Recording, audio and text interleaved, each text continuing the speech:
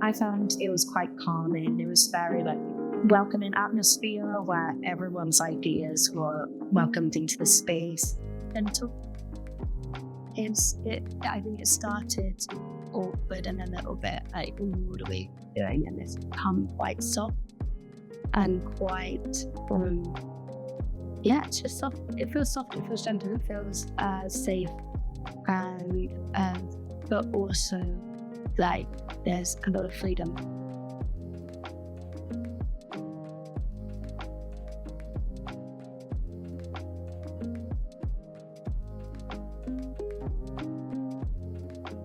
I think it was a good choice to do it in this room and not a room with mirrors, because I feel like if there were mirrors, I'd be judging myself so hard at all the choices that I'm making. So it's just freeing not to scrutinize every action.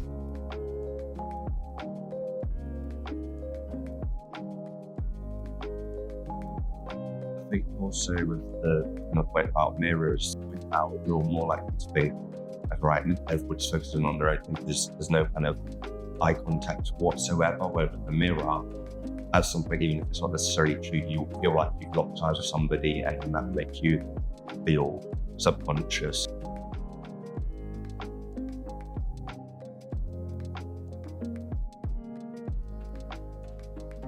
I think just moving and forcing myself to listen to myself was so important, because as writers, it's kind of hard to spend that time to focus on your body. A lot of the time it's a lot of up here. I feel like being really on my feet and grounding myself, you actually realise what your body is calling out for. So I think implementing movement into my weekly life will be a lot more grounding for me as a person. Can be a valid implementation of negative thought. So there was more just about peace and movement and connection and self.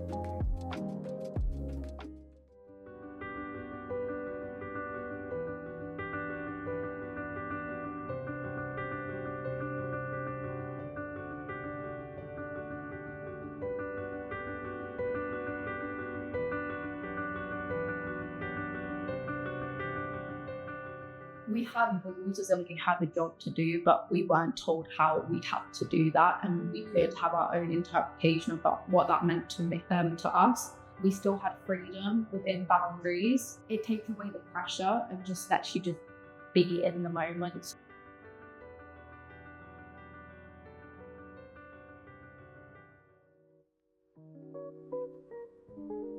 I think the build up in terms of the different exercises was done really well in terms of the layering. Like you got from being yourself into 2s or 3s and into a big group, and that just felt nice, and that made it more people adjust more, and it felt just more secure.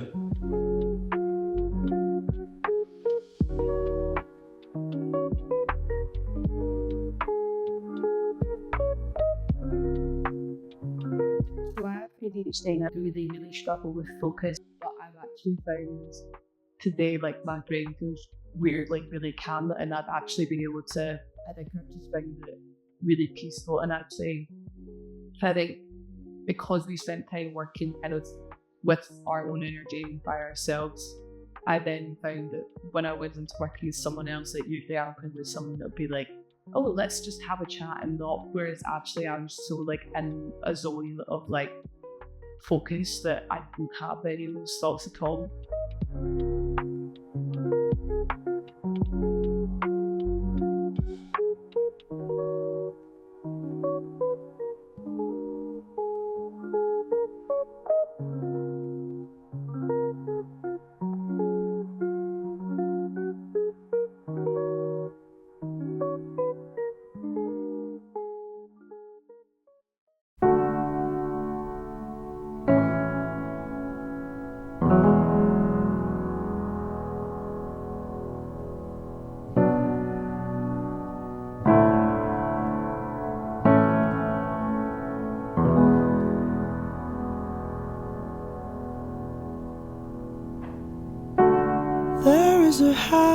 was built out of stone,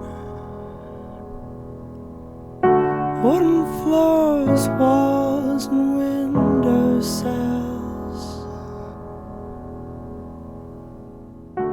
I noticed that people were going at different paces. Some people stood for quite a decent amount of time and then gradually started to fall. Some people would fall quite consistently, then get back up. And it's like mental health is actually just a straight struggle. It goes in different directions and it's very, it's very multi-stranded. So there's not one route to being depressed or having anxiety or any example of a mental health condition. Is very much like a kind of scheme of things, which I think sometimes people don't realize.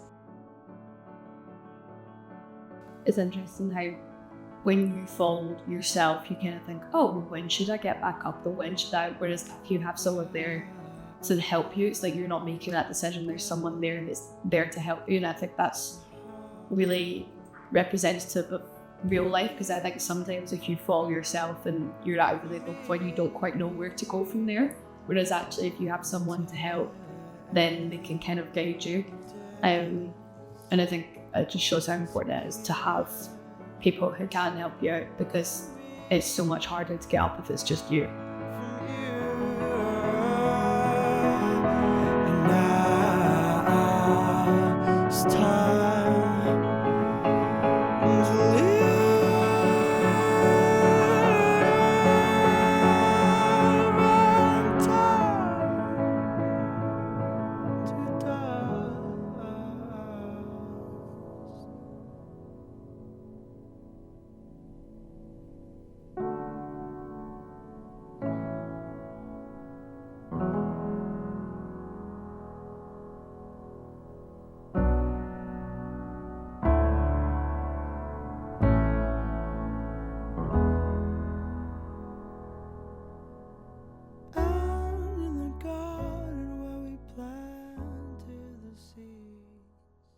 It sort of made me think about how different people deal with their mental health differently, because you have some people who were on the floor and they were trying to keep going while moving on the floor, whereas others would get up before they moved again. And I think that's really interesting, because someone could be at like their lowest point and try and keep going, whereas someone else might just be completely like they have to stop and have a break before they can carry on. And that's sort of what it made me think of.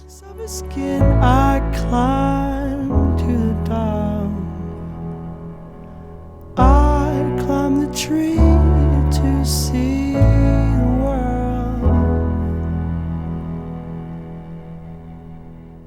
When the guys came around, It's so hard to just sit and observe someone struggling, like you're just watching people stumble towards you and like scrape across the floor to get to where you are. It's almost like, I don't know, and it had some weird kind of like power imbalance to it as well. Like, I'm just gonna sit here and watch you crawl across this floor in front of me. But I don't know, just wanted to step in and like help them, like the exercise that we did helping each other out. I think we had done that before, and then you watch that, it creates like a sense of like needing to help them, and it gives them a hug.